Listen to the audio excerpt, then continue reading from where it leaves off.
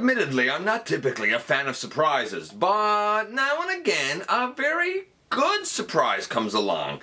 Case in point, these two little lads, they are Direct Hit and Power Punch, and they are the new Siege Micromaster Decepticon Battle Squad. And they're going to be our focus this time around in the latest GotBot True review.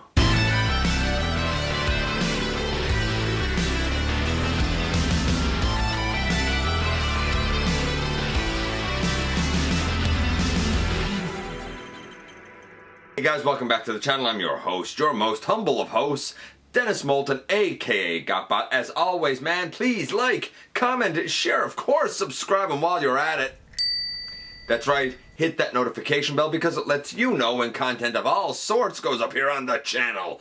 Check out Machinery of Man, the Everything Factor, Transformers Collectors, NL, and the Autobot family, and have a look for me everywhere across social media. All those links down in the description below. And we have the first of the updated micromaster combiners.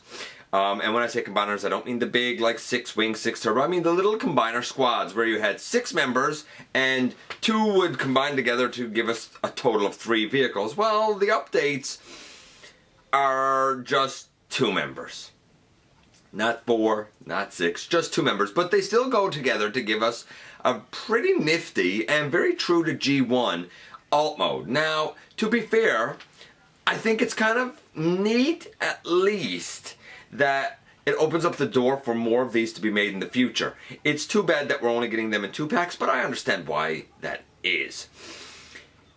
I didn't hold a whole lot of hope for these guys. The G1 versions, they're fine. They're fine. They're not standouts. They never were, but they were fine, and they were an easy way to kind of bolster your Decepticon ranks if you didn't have a lot in your personal collection. So I sort of expected these to be, I don't know, like very akin to what we've gotten so far. It was going to be fine, but nothing special. And boy, was I surprised, because they actually are more interesting than I gave them credit for, and more versatile than I gave them credit for. Anyway, let's head over to the table, and I'll explain what I mean when we take a closer look at these guys.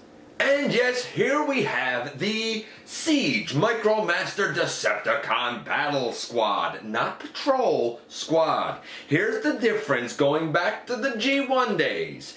A Patrol was made up of 4 Micromaster members. A Squad was made up of 6 members and 3 vehicles. In other words, 2 of those members would go together to give us 3 vehicles. In fact, we looked at the G1 Battle Squad not too long ago in episode 572. And that entire team consisted of Fireshot and my favorite name from, I believe, any of these, Vanquish. They make a Blackbird jet. There was Meltdown and Half Track, that was an anti-aircraft vehicle, and Direct Hit and Power Punch. Who we have here, of course, and they go together to give us the Cannon Transport. Now, unfortunately, this is not a squad of 6. It is, however, a squad of 2, and it does open the door for getting more of these in the future. There were, like, a number of Autobot and Decepticon Micromaster Combiner squads. And this is kind of the first foray into it in an updated version in the Siege line. And I think it's pretty successful, if I'm being honest. We're going to start off and look at the packaging, of course, first. And as you might well expect, we have Siege packaging. We see the 2 lads up here in their vehicle mode. You will see that they are not necessarily connected, which would indicate that they can operate independent of each other. I don't know if the intention in the G1 iteration was for the back half here with the cannon on it to actually be able to operate without the front half. I don't think. On the back, we of course have our product images, and you will notice that he's being held by Ape Face. We looked at Ape Face not long ago at all. Interesting rumor about him. We'll probably talk about it on the live show on Thursday night. But you can see it here, and it's fine. Of course, he's holding him as like this blast. Actually, I think it's more like a rocket launcher type of thing. And just for giggles, I thought I would show that off with an older character. This, in case you can't tell because his face is kind of covered, is the Combiner Wars, I suppose we would say. Hellbat, part of the Leo Kaiser. I think they called him Fellbat, actually. But it's Hellbat, and he's part of the Leo Kaiser set. You can see that here Hellbat is holding him on his shoulder, just like a like rocket launcher type of thing. And you know what? It works fine because he has 5mm ports in his hand. It's the simplest of these sort of like blaster weapony accessory modes that we've seen, because all you're doing is taking the combined mode and turning it upside down. It's stupid because you have two robots that you can clearly see, but at the same time its simplicity is a little bit brilliant, because I can sort of buy it as like a big shoulder mounted like rocket launcher type of thing. I didn't, seeing it in other videos and pictures and whatnot, like it looked idiotic, but having it in hand, I'm kind of like, oh yeah, I sort of see what they were going for, and I kind of like it. But before we get into the actual characters, we got us some nice, clear, simple instructions. They are dandy, as Siege instructions surprisingly have been. And while that combined mode blaster is written in Cybertronian, so I don't actually know what it is, I believe that it is the most powerful blaster we've had of any of these in the Siege line. It is tops right across the board. And indeed, this here is the handle that Hellbat was holding onto. When we turn it upside down, we get our truck mode. And yes, our little cannon piece can move up and down. Can it rotate or anything? No, I don't think so. It can move up and down, that's about it. Rolls very well. Very nice, secure connection, actually. I didn't think it was going to be, but it really is. Naturally, we can separate the two, and when we do, we have a little hole right there, and over here we have a little peg that flips out, so we can actually flip that back up. Elegant little system. So we have he who rolls well and he who rolls very well. We might as well roll this guy right out of it and focus on direct hit first. Now, in those good old G1 days, direct hit quite simply had his legs flipped down, and I suppose you could push his arms out in front of him if you wanted. I mean, they didn't go out to the side or anything, but it was very simplistic, and this guy is very much in that same vein, except now I find it's easiest if you pull an arm out from the side, and same over here, pull the arm out from the side, and then you can more easily flip the legs down and split them apart.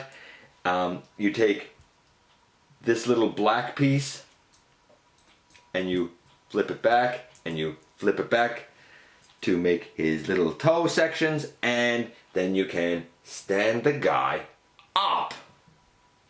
I love the additional little piece of having to kind of flip the gunmetal gray roof sections to the back to become heels. He's extremely stable when he stands up. He's not too back heavy, he's not front heavy, nothing like that. In terms of his coloration, direct hit here is pretty close. Now his torso should be purple, but the blue is a spot on blue. The pink thighs are correct.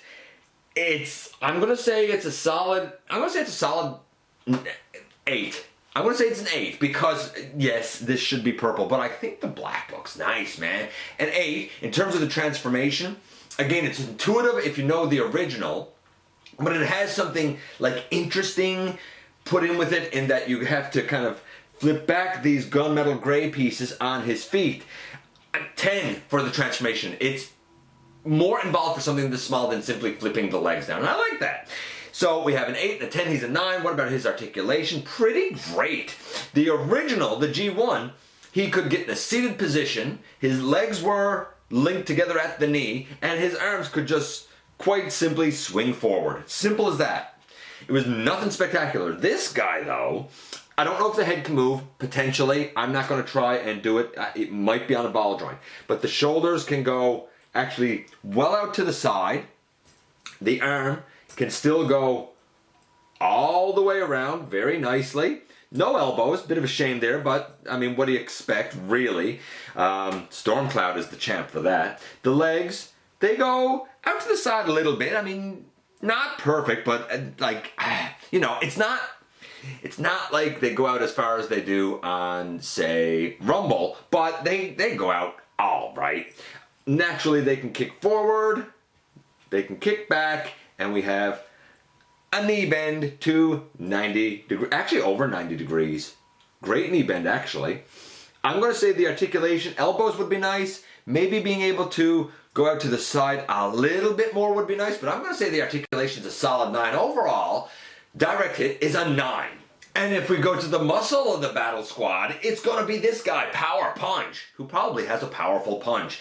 The G1 version had a little bit of an interesting transformation. The arms still just sort of swung forward a little bit. They were kind of short, stubby arms. And the way the legs came down meant that you had like this whole section really on the back of the legs, and they were like one solid chunk piece. I didn't really like G1 Power Punch, to be honest with you.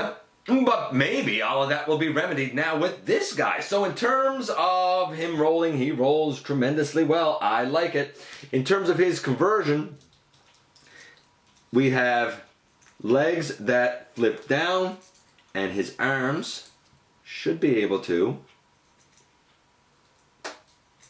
They should come down. If I can get it. There we go. And pick this one off. There. Bring them down at the shoulder. Bring them down at the shoulder. That's what I was trying to get done. There. There. He tabs in very tight. So if that looked cumbersome, it's only because he tabs in actually so very well. I guess I should split his legs here too. It's actually really nice that he is so solid for such a little guy. The thing is, when you think about G1 Power Punch, you don't consider the fact that this guy has to pull the shoulders down, because that one doesn't. You just swing the arms forward. There's nothing to do with shoulder articulation. And indeed here, they could have simply had a pull-out mechanism, which would really, really hurt his shoulder mobility. We'll talk about that in a moment. Besides that, the legs flip down just as they did. Actually, I can't even say just as they did in G1, because in G1 they didn't exactly flip down. They more like unaccordioned. So this is actually a little more elegant. Obviously, he has his cannon on his back. In terms of coloration, this dude is actually spot on 10. He's absolutely correct, just as he should be. In terms of his transformation, it's better than the G1 version. I like that the shoulders come down. They didn't need to do that, but they did, and I like it. I'm going to say that's a 10. In terms of his articulation, we have shoulders that can come up to there. I mean, it's not... Here's the thing, like, the shoulders, sure, they're not perfect, able to go out to the side. But the fact is, because you can pull them down, you can get them under this section that's over his head, and it does give you some outward mobility. You go back to, say, the Swindler mold that I complained about in 2018 and said it was the worst mold of the year for 2018. And I stand by it. That could have done something better with the shoulders. This is a small thing, pulling the shoulders down, but it makes it so much better. Of course, the arms can still go all the way around. If we take them out to the side, we get a stance that goes out to the side, but that much for the legs. They can go forward. They can go, not back a whole lot because of this, but that's okay. And we have a knee to over 90 degrees because of transformation. Nice deep knee. And I suppose we have a little thigh wiggle on both of these guys. I'm going to say his articulation for what it is pretty great. I wish he had elbows. I'm going to say his articulation is about, it's about an 8.5. Overall, this guy is about a 9, which means this little micromaster duo is a 9 overall. Honestly, they are among my favorite micromasters. I love the transformations. I love the articulation because it is such a step up from G1, and I really didn't expect that. And I love the look of them because they capture those characters so very well. Granted, the torso of Direct Hit should be purple, but I kind of like the black because it makes these two look like a cohesive team. Win all way around. And here we are once again, and very powerful things sometimes come in small packages. I mean, the strength of their blaster shoulder cannon mode, it's so strong it rivals that of Omega Supreme. I mean, who would expect it, you know? So kind of formidable Decepticons. As robots, they're fine. The shoulders have more of an outward mobility than I expected. The legs are smooth. The ball joints are nice on both of these guys. Like, they're not superstars, but they're pretty good considering I figured that we were going to have highly limited shoulders and a simple kind of flip-me-do down for the legs, which is not what we've got. We've got something more, especially with this guy, because we have this, I call it black, I think, but it's a gunmetal gray piece. In vehicle mode, it makes like the top of his vehicle, but it goes back to kind of give him a nice, solid heel spur. I did not like the mono leg of the G1 version of this guy, and this guy now has 2 legs. I think they're a complete win, enough that I'm happy with these enough that I really, really would like to see more of these micromaster combiner squads done. Anyway, let me know what you think about these guys. I think that they are a diamond in the rough and absolutely fantastic. Definitely worth the get. Let me know what you think of these guys. You know I love to hear from you guys. As always, thanks for dropping by and giving me some of your extremely valuable time. I know how important it is to you. If you're in a position to help the channel to grow, there is a donate link down in the description. Again, please hit that subscribe button, stick around, have some fun with us. Plus, it really helps me out. Don't forget, somehow, some way, each and every day, you do make a difference, and I look forward to the next time that you and I get together, either in the live streams, at the stop motion premieres, or the old-fashioned way, right here inside the videos.